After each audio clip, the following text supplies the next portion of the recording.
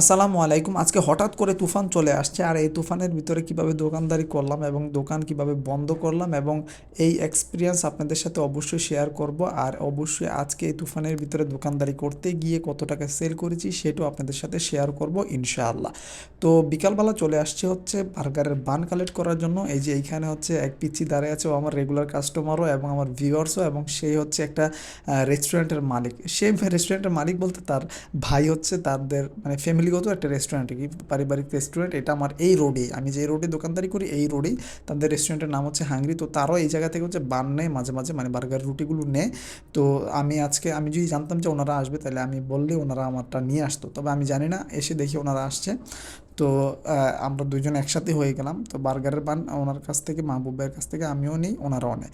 তো নিয়ে হচ্ছে চলে আসলাম তাদের রেস্টুরেন্ট হচ্ছে, এই যে আমাদের ঠিকানাটা আমি আবারও দিয়ে দিচ্ছি। এখানে হচ্ছে এই রাস্তার মাঝে একটা সাইনবোর্ড পাবেন, মাহমুদনগর নিউ টাউন আবাসিক এলাকা। এটাতে ঢুকলেই কিন্তু আপনারা সামনে আসলে আমাদেরকে পেয়ে যাবেন। এইখানে হচ্ছে মসজিদের সামনে হচ্ছে তাদের রেস্টুরেন্ট হাংরি এক্সপ্রেস। আপনারা এসে এখানেও ট্রাই করতে পারেন, তাদের বিহেভিয়ার আলহামদুলিল্লাহ অনেক ভালো। আর হচ্ছে আমার ফুডকার্টটা আগে এই মসজিদের সামনে, এই যে বাসগুলো দেখতেছেন না, এইখানেই ছিল। তবে মসজিদের এই কাজ চলার কারণে, ধুলাবালির কারণে আমি একটু ভিতরে চলে আসছি 5 নাম্বার রোডে, এই খেলার মাঠের সামনে। আপনারা এইখানে আসতে পারেন, নিউ টাউন আবাসিক এলাকা 5 নাম্বার রোড। আপনারা এইখানে রিক্সাওয়ালাকে বললে এখানে নিয়ে আসবে। তো মাঠে স্টুডেন্ট মানে মাঠে খেলার জন্য তারা চলে আসছে, বাচ্চারা চলে আসতেছে। তো আমিও খাবারগুলো রেডি করতেছিলাম।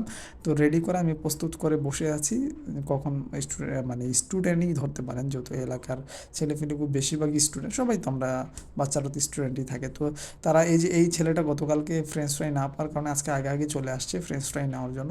তাকে হচ্ছে ফ্রেঞ্চ ফ্রাই দিয়ে দিলাম। তারপরে হচ্ছে মাগরিবের আজানের আগে দিয়ে কিছু কাস্টমার আসছিল শর্মা, চিকেন ফ্রাই এবং ফ্রেঞ্চ ফ্রাই নেওয়ার জন্য, তাদেরকে সেগুলো সার্ভ করছিলাম। আর হচ্ছে হঠাৎ করে 8টা নাগাদ, মানে প্রায় ঘন্টায় 15 গতিবেগে বাতাস শুরু হয়ে যায়। মানে এতটা, মানে বাতাস হঠাৎ করে চলে আসছে, মানে আমি নিজেও কল্পনা করতে পারিনি যে বাতাস এত জোরে কীভাবে আসলো। মানে এটা আল্লাহ তালার অশেষ মেহেরবানি, হয়তো বা আল্লাহ তালা এখানে হচ্ছে আমাদের জন্য কল্যাণ রেখেছেন।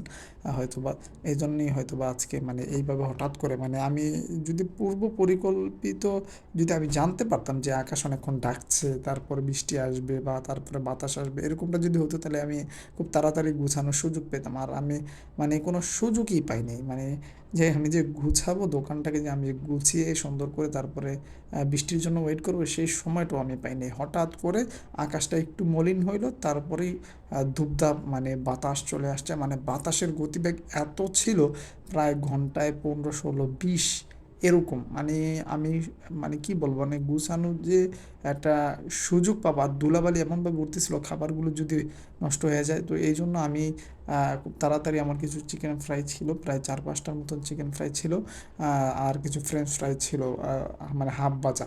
তো আমি একটু টেনশানে পড়ে গেছিলাম, মানে কীভাবে কী করব না করব। তারপরে বৃষ্টি শুরু হয়ে গেছে, তারপর আমি পাশে একটা চার দোকানে এসে আমি দাঁড়াইলাম। আপনারা যারা গতকালকে এখানে ছিলেন, সাইনবোর্ড এলাকায় যারা আছে, আপনারা জানেন যে প্রায় কি মানে ভয়াবহ বৃষ্টি হয়েছিল কালকে, মানে বৃষ্টি এবং তুফান। সো সব ভিজে গেছিলো। তো তারপরে এসে তাড়াতাড়ি করে গুছিয়ে, একটু বৃষ্টিটা কমার কারণে তাড়াতাড়ি এসে গুছাইলাম, গুছিয়ে বাসায় যাওয়ার জন্য প্রস্তুতি নিয়ে নিলাম। আর আজকে সেল করেছে আলহামদুলিল্লাহ 2200 টাকার মতন। তো দোয়া করবেন আল্লাহ তালা যেন নেয়ামত